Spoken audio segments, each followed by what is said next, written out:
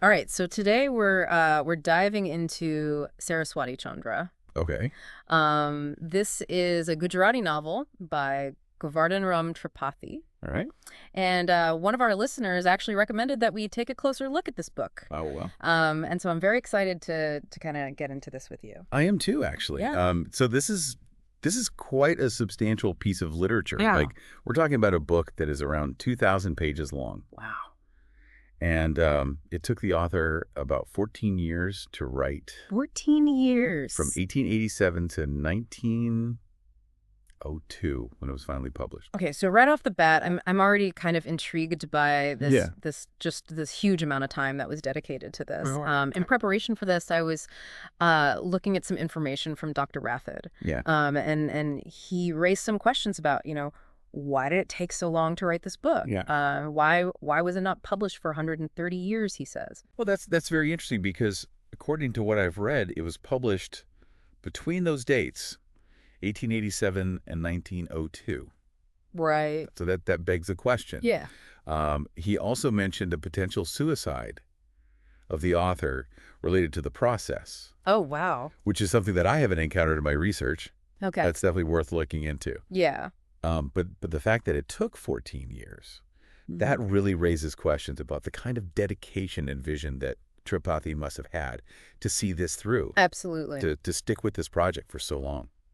And I think, one of our goals today should be to sort of figure out, like, what is it about this book that could have required that level of, of just kind of just dedication and commitment, yeah. Yeah. Absolutely. So for our listeners out there, when you hear 2,000 pages, you might be thinking, oh my goodness, like Yes. how can I even begin to wrap my head around that? Yeah. But don't worry, that's what we're here for. That's right. We're gonna extract some of these key insights from the book for you. Yeah. So just to give everybody a little bit of a background, basically, the novel follows this character, Saraswati Chandra. Okay. And Saraswati Chandra is an educated idealist. He comes from a very wealthy family. Okay. And he's engaged to this woman named Kumud Sundari. Mm-hmm. And Kumud Sundari is the daughter of a prime minister. Interesting. So already we're seeing kind of this, like, Yeah. High society? yeah, these upper echelon, Yeah. of this world. Exactly. And one of the things that I thought was so interesting is that they actually fall in love Okay. through letters before they ever even meet. Through letters. Wow. Like, So romantic. yeah, a real, epistolary romance. Yes. But of course there's conflict. Of course. And the conflict really stems from some family issues. Okay. And specifically, the book mentions a scheming stepmother. Oh, a classic. Yeah. And so this leads Saraswati Chandra to renounce his home and his engagement. Oh, wow.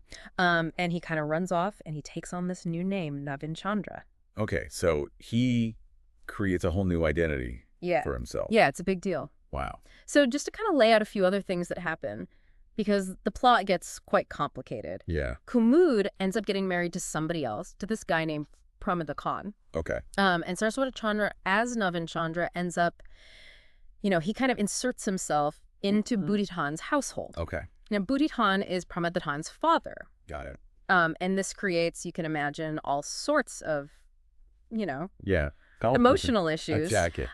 Later on, he actually becomes an ascetic after he's attacked. Oh, wow. And Kumud also is attacked, and she ends up finding refuge with some ascetics. Okay. So their paths are kind of mirroring each other. Right. They're both going through these very difficult Yeah. trials. But here's where it gets really crazy. They both end up at the same ashram, Oh. and they're reconciled. So they find each other again They do. after all of this. But Kumud, in a very kind of like Yeah. big decision, Yeah. convinces him to marry her sister. Oh, wow. What a twist. It's a huge twist. Yeah. So she basically says, no, like, duty calls, you need to marry my sister Kusum. So it's putting duty above her own personal desires. Exactly. Yeah. It's a really interesting kind of like exploration of that. Yeah, what does duty really mean? Yeah. And where does personal happiness fit into that whole equation? Absolutely. Yeah.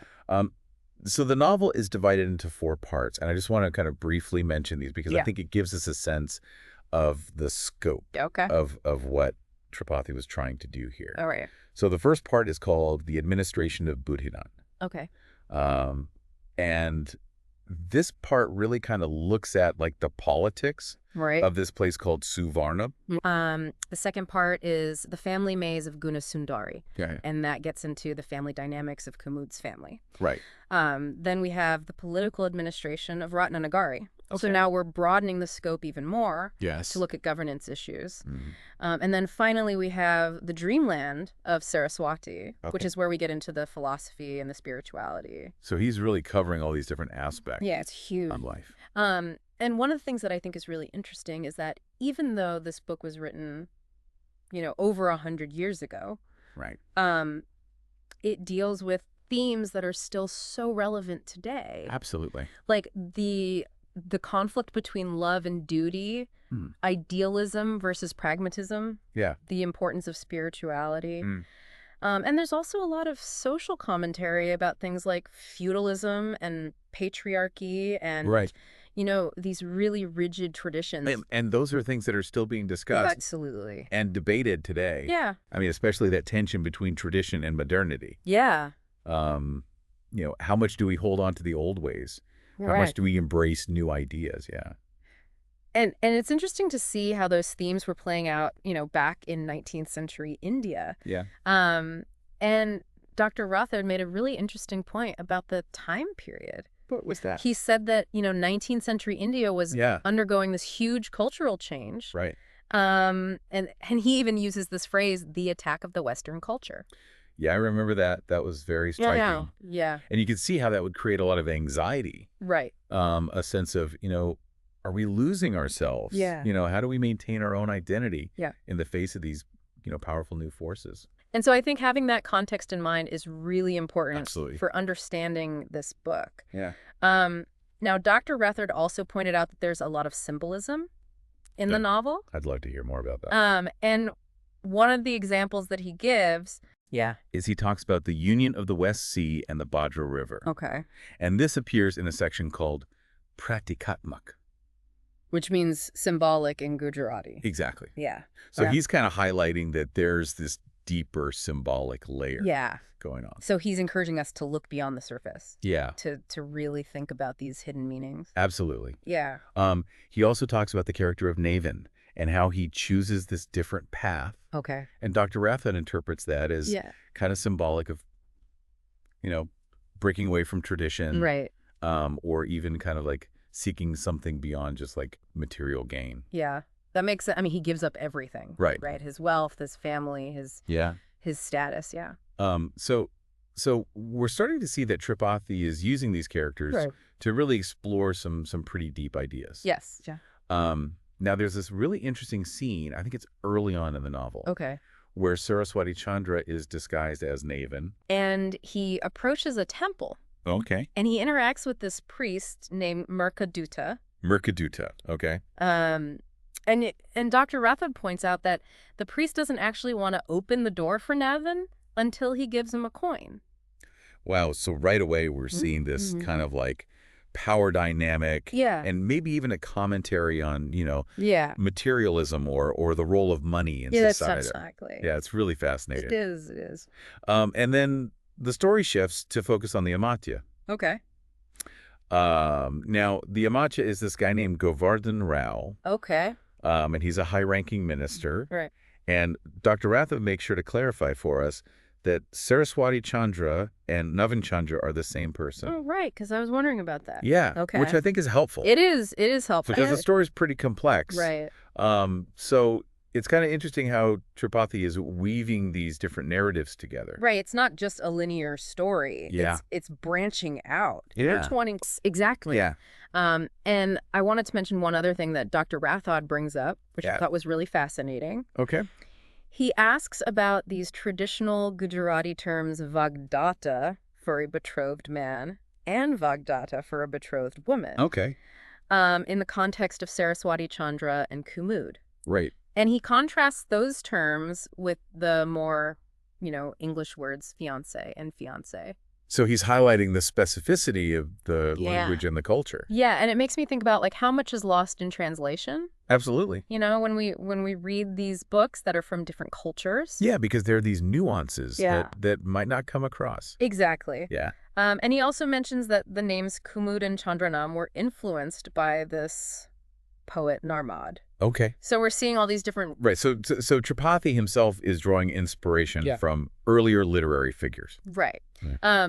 I wanted to go back to the letters for a second, because I just think it's such a beautiful part of the story. It is. You know, the fact that their relationship develops through these letters before they even meet. It speaks to the power of words, doesn't it? Yeah. To create these deep connections. And it really emphasizes this intellectual and emotional connection that they have. It's not superficial. It's going beyond just, physical attraction. And I think that's really highlighted by the fact that even Kumud's sister Kusum wants to read their letters. Right. She's drawn into it. Yeah. That's really interesting. One thing that Dr. Rathod says about Govardhanram is that he's an artist who is very good at night vision, huh? Yeah. That's an interesting way to put it. And he uses this to talk about a scene where Kumud sees her reflection and she interprets it as her mother's disapproval. Oh, wow. And so it's like her own reflection is kind of like a symbol of... Yeah, her own internal anxieties. Yeah. And the pressures that she's feeling. Yeah. From her family, from society. Exactly. Yeah. And Dr. Rathod also talks about this other night vision example, which is the encounter between Jamal and Alak Kishore. And this is in the context of exorcism and wisdom. Okay. And it's also related to this concept called Kshatrayana. Trayana? I'm not familiar with that term. Yeah, it's something that I need to look into more. Yeah. But it seems to refer to some kind of ancient wisdom or school of thought. Okay. And then Saraswati Chandra arrives on the scene. Yeah. So it's like all of these things are kind of converging. Yeah. And I think it just adds this really interesting layer to the story. Absolutely. One of the things that really struck me is that this novel had a huge influence on people. It did. Dr. Rathod even mentions that it inspired Mahatma Gandhi. Wow. And I think that speaks to the power of the themes that Tripathi is dealing with. Absolutely. I mean, if it could inspire someone like Gandhi to think about, selflessness and moral integrity. Yeah. That's pretty powerful. And the book has been adapted into all sorts of different forms, like plays and films and TV series. So it's clearly resonated with people across generations. Absolutely. Yeah.